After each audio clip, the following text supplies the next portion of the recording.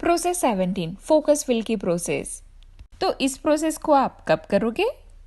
एक, जब आपको लगे कि आपका मौजूदा वाइब्रेशनल पॉइंट ऑफ अट्रैक्शन जहां आप चाहते हैं वहां नहीं है। दो, जब आप जानते हो कि आप किसी ऐसी चीज के प्रति नेगेटिव फीलिंग्स को फील कर रहे हैं जो आपके लिए इम्पोर्टेंट है और आप इसकी जगह पॉजिटिव इमोशंस फील करने का तरीका खोज रहे हो। तीन, जब हाल ही में ऐसा कुछ हुआ हो जो आपको पसंद नहीं आया है और आप इस पर अब तब तक विचार करना चाहते हो जब तक ये आपके मन में है और अपने पॉइंट ऑफ अट्रैक्शन को जब तक आप चेंज ना कर दे ताकि ऐसा फिर से ना हो। तो इब्राहिम हिक्स की इमोशनल चार्ट की तरफ देखें प्लीज और देखें कि अगर आपका सेट पॉइंट पॉइंट 8 और पॉइंट 17 के बीच कहीं भी है तो ये प्रोसेस आपके लिए बेस्ट साबित हो सकती है। तो चलो देखते हैं कि इब्राहिम हिक्स के इमोशनल सेट पॉइंट के स्टेजेस कौन कौन से हैं। तो 8 पे है बोर्डम, 9 पे है पेसिमिज्म, 10 पे है फ्रस्ट्रेशन, इरिटेशन, इम्पेशंस, 11 पे है ओवरवेलमेंट, 12 पे है डिसअपॉइंटमेंट, 13 पे है डाउट, 14 पे है वरी, 15 पे है ब्लेम, 16 पे है डिस्करेजमेंट और जो लास्ट में आता है 17 पे वो है एंगर। तो अगर आपका इमोशनल स्टेट पॉइंट पॉइंट 8 और पॉइंट 17 के बीच कहीं भी है तो ये प्रोसेस आपके लिए बेस्ट साबित हो सकती है। आप सभी के साथ विजिट करना बहुत ही इंटरेस्टिंग है क्योंकि अलग अलग प्रोसेसेस जो हम आपको ऑफर करते हैं तो आप सभी के साथ ये प्रोसेसेस अलग अलग तरीके से काम करती है। हम लंबे समय से एक तरह की एप्रिसिएशन की रैम्पेज या पॉजिटिव एस्पेक्ट्स की लिस्ट को एनकरेज करते आए हैं उस सब्जेक्ट को हासिल करने के लिए जो आप चाहते हैं, जो इजी भी है और आपको वहाँ पे होल्ड करके भी रखता है। लेकिन आप किसी सब्जेक्ट के लिए टोटली वाइब्रेशन ही बदलना चाहते हैं तो वहाँ पे फोकस व्हील से बेहतर कोई और प्रोसेस नहीं है। तो फोकस व्हील में आप क्या करोगे कि एक सर्कल बनाओगे, सेंटर में एक बड़ा सा सर्कल, और उस सर्कल के सेंटर में आप लिखोगे कि आप क्या हासिल करना चाहते हैं। लेकिन आप इसे ऐसे लिखेंगे जैसे कि ये ऑलरेडी पहले से ही हो चुका है। ईस्टर ऐसे लिखती थी जैसे आई एम या इट इज में सेंटेंस बनाती थी। दूसरे शब्द में कहे तो वो उसे बहुत सकारात्मक तरीके से लिखती थी और फिर वो उन विचारों तक पहुंचती थी जो उसने लिखा है उसमें जरा भी कॉन्ट्राडिक्ट नहीं होते थे। और फिर उस सेंटेंस के रिलेटेड उस विचार को उस सेंटर के चारों ओर छोटे छोटे परिचय के रूप में लिखना शुरू कर देती थी। पहले तो वो ऐसी 3 या 4 चीजें लिख लेती थी जो वो पहले से ही उस पर स्ट्रांगली बिलीव कर रही होती थी और फिर मोमेंटम बढ़ता जाता था और फिर वो ज़्यादा से ज़्यादा लिखती जाती थी।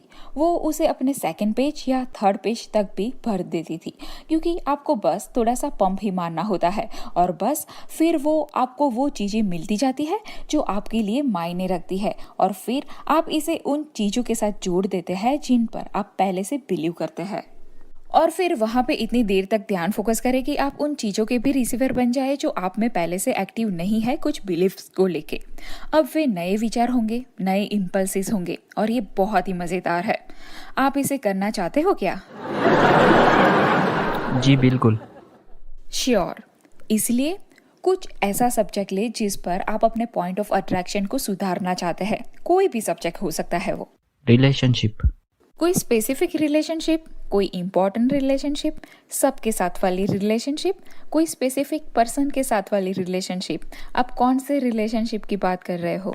रिलेशनशिप जो नर्चर पोषण करे, जहाँ मैं हूँ, चाहे वो कोई इम्पोर्टेंट पर्सन के साथ हो या फ्रेंडशिप में हो या जो कुछ भी हो। ऑलराइट। तो आप जो भी लाइफ जी रहे हैं और जहाँ पे आप अपने वाइब्रेशन को बढ़ाना चाहते हैं तो हम आपसे पूछते हैं कि एक अच्छा रिश्ता कैसा फील होता है। तो वो ऐसा होगा कि मुझे रिलेशनशिप पसंद है क्योंकि क्या? क्योंकि उन लोगों ने मुझे ग्रो होने में मदद की है। ये सब ऐसा कहने जैसा है कि मुझे रिलेशनशिप पसंद है क्योंकि वो मुझे कोई और ही जगह पर ले जाते हैं जहाँ पहले मैं कभी नहीं गया था।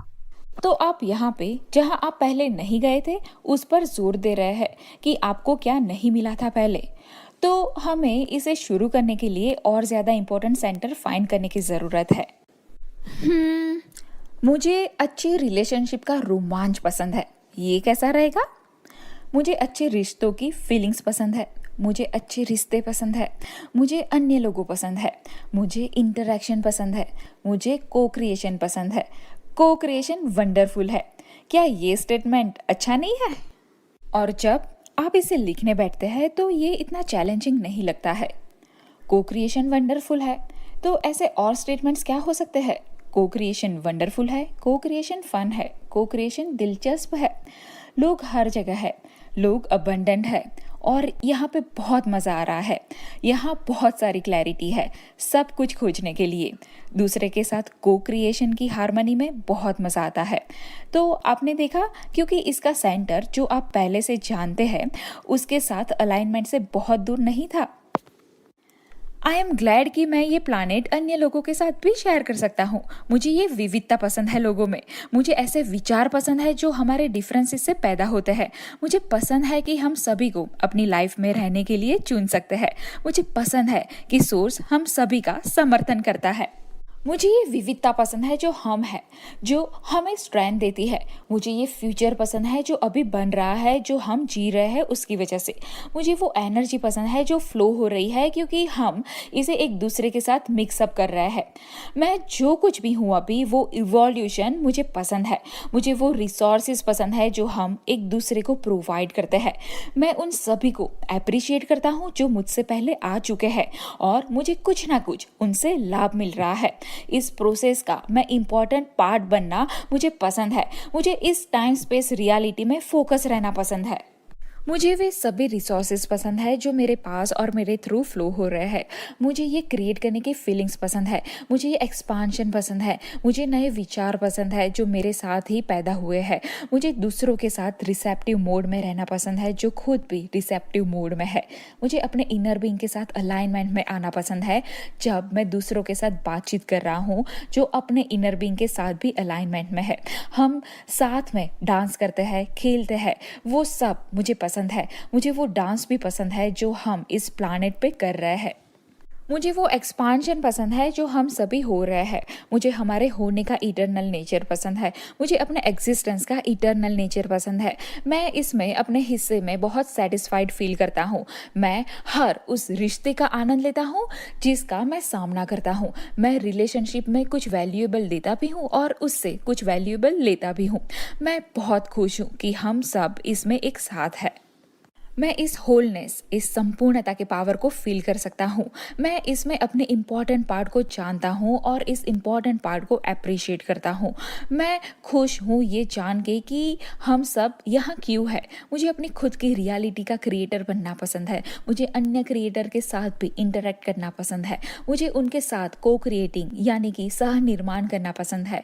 मुझे अपने बीइंग का एक्सपांशन पसंद है। मुझे खुशी है कि मैंने इस टाइम स्पेस रियलिटी को चूज किया है जहां मुझे कुछ फोकस करना है। I love this moment in this time. मैं जहां भी हूँ वो मुझे पसंद है। जो भी मुझसे इंटरेक्ट कर रहा है वो सब मुझे पसंद है। मैं खुश हूँ और अप्रिशिएट करता हूँ जो कुछ भी अभी है उसके लिए। I am tuned in, tapped in, turn on. मैं ये फील कर सकता हूँ कि मैं सोर्स का फोकस पॉइंट हूँ। मैं सोर्स को फील कर सकता हूँ अपनी आंखों से देख के, अपने कानों से सुन के, अपनी नाक से सूंघ के, अपनी स्किन से फील करके, अपनी जीभ से चख के। मैं इस मोमेंट को, इम्पोर्टेंस को फील कर सकता हूँ। मैं हर कोई को अप्रिशिएट करता हूँ जो यहाँ मेरे साथ है क्योंकि वे हर उस चीज को इन्हेंस करते हैं जिसके बारे में मैं हूँ। दूसरे शब्दों में कहे तो यदि हमारे पास इनफ समय होता तो हम इसके बारे में एंडलेसली बात कर सकते हैं। इस दुनिया की रिचनेस जिसमें आप सभी हो।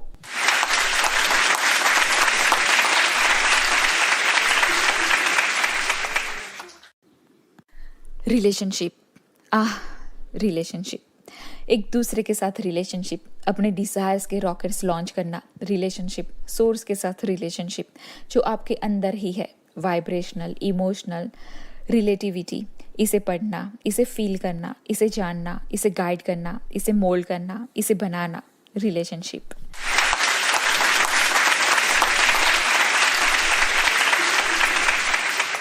कुछ और भी? Thank you.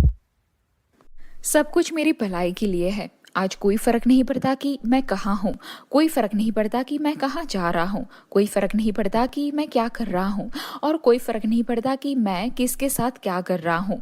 मैं कॉन्शियसली अवेयर रहूँगा कि मेरा सोर्स मेरे साथ है, जो मुझे अप्रिशिएट करता है, सपोर्ट करता है, आसिस्ट करता है, मुझे स्वीकार करता है, मुझे इंस्पायर करता है, मुझे गाइड करता है, मुझे हेल्प करता है, जो मुझसे अवेयर है, जो मुझे प्यार करता है, मुझे राह दिखाता है, मुझे अपलिफ्ट करता है।